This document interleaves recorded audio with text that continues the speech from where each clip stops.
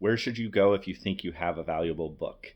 I'm a rare book collector. I answer your questions about collecting from a collector's perspective, and I show you some hopefully cool old books.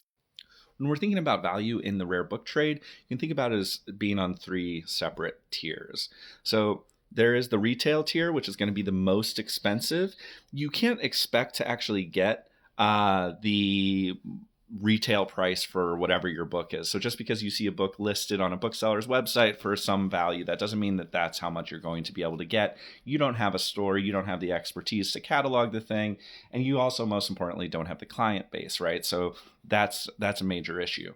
And then at the lowest end is what the bookseller is willing to pay you. So the bookseller has to pay for hire catalogers to catalog books, got to pay rent or a mortgage on a storefront or whatever, all of those business overhead costs. And so when a bookseller offers to buy something from you, they're probably offering to buy something at a 60, 70, 80% discount of what they're going to turn around and list it at. And then in the middle, there is an auction price. And I think when you're talking about value for yourself, auction price is really what you want to look at because that's what the market is willing to pay in that moment.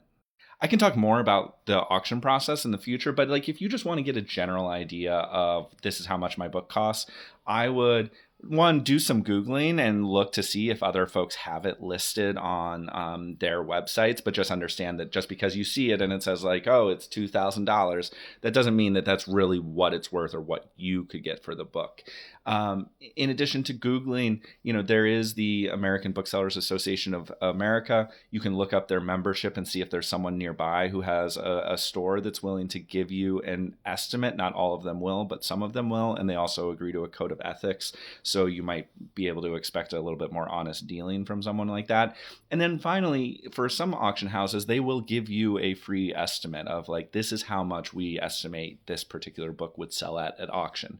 There's obviously a lot of information in this video. Hopefully I'll make some more later about how you can best think about value in rare books, but this is a good start.